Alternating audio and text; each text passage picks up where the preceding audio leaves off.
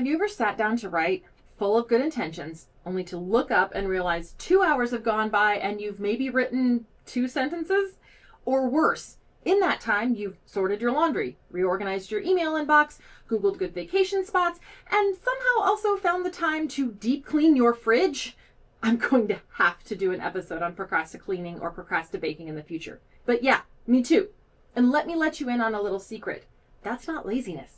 That's writing anxiety and your inner critic, both of which we've talked about before, teaming up to derail you. And you need a system to beat them. Today, give me 15 minutes and I'm going to show you how a little system called the Pomodoro Method can help you quiet that critic, take the pressure off, and save you hours of actual frustrating time to get the words on the page. This tool has changed everything about the way I approach writing, and it might just change everything for you too. If you're just joining the show, welcome. I'm Dr. Stacey Garrepy. I have my PhD in music education. I've taught for over 10 years, been a mom for 2, and I specialize in helping writers like you who have full plates and even fuller hearts to be efficient in your writing and research, be energized, and enjoy your life. Welcome to Crayons and My Manuscript.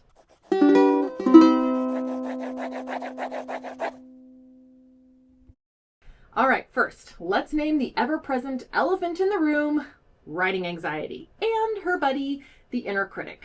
Now, writing anxiety doesn't look the same for everyone, but if you've ever opened up your laptop, stared at the screen, and thought, I don't even know where to start, you've met writing anxiety. And she's paired up with her bestie, the inner critic, that little voice in your head that says things like, this is garbage, you're not ready for this, you should have started earlier, etc., etc. And here's the kicker. There is some truth to the fact that if you had started earlier, you might be further down the road. But sitting in shame isn't going to help you move forward. Here's what will. I want you to remember that critic is loud precisely because you care about what you do. Work that you don't care about doesn't really interest your inner critic. To paraphrase one of my favorite authors, Jon Acuff, perfectionism and the inner critic never says to you, man, you are really bad at Netflix binging. But caring doesn't have to mean suffering. And that's where the Pomodoro Method comes in. So what is this magical sounding Italian-ish helpful thing? It's a system. That's all it is. The Pomodoro Method is a time management strategy where you work in short, focused bursts, usually 25 minutes, but I actually like 10, followed by about a 5-minute break. After 4 rounds, you take a longer break of 15 to 30 minutes. Why is this pattern so powerful for writers of work, small break, work, small break, work, small break, work, long break?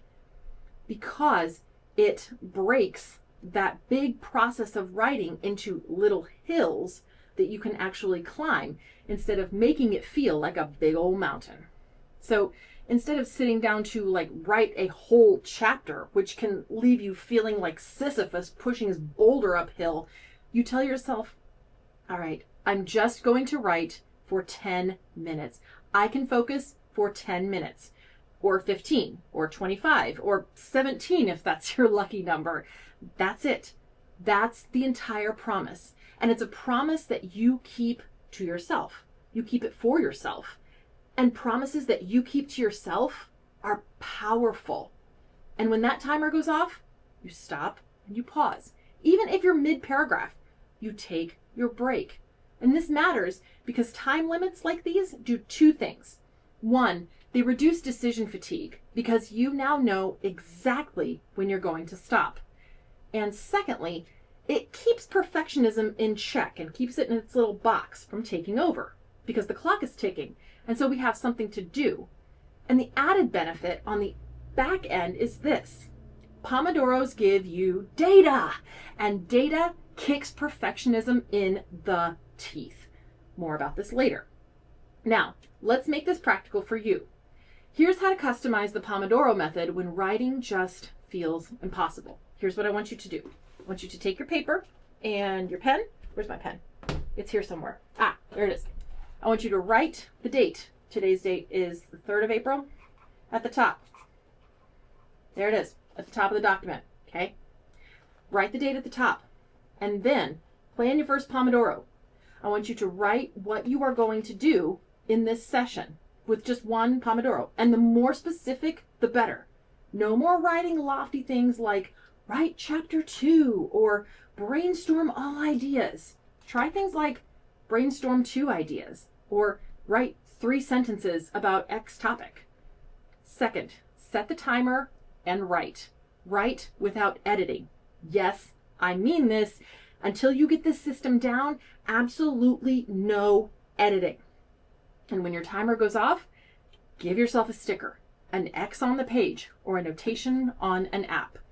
This is your own Pomodoro. Like me, I love stickers. Make it personal and make it fun. For example, this says on 8/14/20, I said, goal, make it through L coding. I have no idea what that is, but I know I did it, and I know I finished it, and I know it took me 2 Pomodoros of 10 minutes to do it, right? Then set the timer and take 5 minutes. Okay, let's talk timing and learning. This is a system, and it does take some time and some repetitions to get down. So make sure and give yourself correct time and space for these. Give yourself permission to hike up that learning curve. These 10 to 25 minute blocks aren't about perfection. They're about building a sustainable habit. This means if you're parenting, you can try lining these Pomodoros up to your writing sessions with nap times. If you can only get 25 minutes in, that is progress. Or if you're in the military, think of Pomodoros like writing drills. You already know the value of structured missions. This is that, but for your research. Here's the big objection I hear. I can't get into a good flow in 25 minutes. Hear me here, friends. Hear me, okay? You don't need to get into a flow. You need to start. You need momentum. Most of us spend more than 25 minutes procrastinating anyway, right? And 10 minutes is like 3 reels or 5 TikToks. Here's the mindset shift. You don't have to write for hours to have a productive session. You only need 10 minutes. All right, here's another objection. Are you feeling guilty about taking this time for yourself? I want you to remind yourself that your writing is part of your work. It's not selfish. It's necessary. And during those breaks, move your body, grab some water, stretch, do something that feels like a reset. You can check email, but you have to stop when the timer goes off. That's the deal with Pomodoros. I like to even make myself a list of what I'm going to do with my break time so that I don't wander off. It's kind of like a menu for distractions to choose from. It gets them all out of my head, and then it allows me to focus. Pomodoros supercharged my writing progress. Let me share a story with you. During my dissertation, which is, this was my notebook for my Pomodoros, I was super overwhelmed, especially with the literature review process. Anybody out there who's written a dissertation or written a longer article can attest the lit review process is rough, but I knew I had to make progress. So I tried something radical. I set a timer for 10 minutes and told myself, just read and highlight for 10 minutes. That's it. In fact, I think I have it here. A goal to read this source and email somebody regarding the source. Okay. You know what happened? At the end of the 3rd Pomodoro, I had written almost 2 pages. 2 pages I had avoided for an entire week. Y'all, the hardest part isn't writing per se. It's starting. And reading and highlighting for 10 minutes, friends, that can happen in the car drop-off or pickup line. It can literally be stolen time that you reclaim for yourself. And the added benefit of Pomodoros afterward for future sessions is data. You now have data. I have data that on 9/17, I had a goal of reading through chapter 1 and determine areas to edit and shore up. I have data that on 10/1, I read and notated something.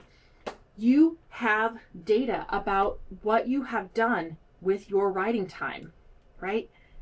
And in each of those sessions that is dated serves as a reinforcement to my brain that says, see, You are a researcher. You are a writer. You've done it here and here and here and here.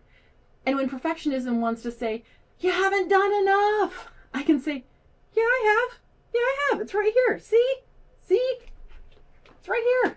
I've done it. I have evidence. So you can help yourself on the front end by giving yourself structure and expectations, i.e., I'm only going to write for 10 minutes. And then on the back end, by giving yourself data that you have indeed done that. What a huge gift to yourself. And from one tiny tomato. All right, here's what I want you to remember. Writing anxiety is normal. We've said this once, but it bears repeating. 2, your inner critic is loud because you care. And 3, you don't need hours to write. All you need is 10 minutes or 25. So your action plan is today to sit down and do 2 Pomodoros. Just 2. That's 20 or 50 minutes of work with short breaks in between. Or choose your length. Just try not to go longer than 25 minutes so that you can give yourself that break. And when you do, I want you to share your win with me on either Instagram or in the comments below. You can tag me, and my Instagram is Crayons and My Manuscript, because your voice matters. The community that we're building matters. And so do you. All right. That's it for today's beautifully messy draft. Until next week, remember, you can write 1 sentence today. And sentences turn into paragraphs, paragraphs turn into pages, and pages turn into publications. And I am cheering you on with every keystroke. So I'd love to know, what systems do you use to help you stay productive? Have you tried the Pomodoro Method? What's your favorite way to keep track of your tomatoes or your writing time? Mine is stickers, but I'd love to hear about yours. Share it with me in the comments below. You can also head over to the Facebook group at CIMM Podcast, where you can support other scholars there. That stands for Crayons in My Manuscript. If you enjoyed this podcast and you'd like to support the channel, you can do so by hitting like and subscribe, by writing a quick review on iTunes or Spotify, or you can also do so by going to Buy Me a Coffee. The link is above and also in the show notes. Coffee or comments, I'd be grateful for your support. Until next time, friends, trust your words. You are building real scholarship amidst a real life. Every little bit counts, and I'm right here with you, cheering you on the whole way. Subscribe and join me again for Crayons in My Manuscript. Until next time.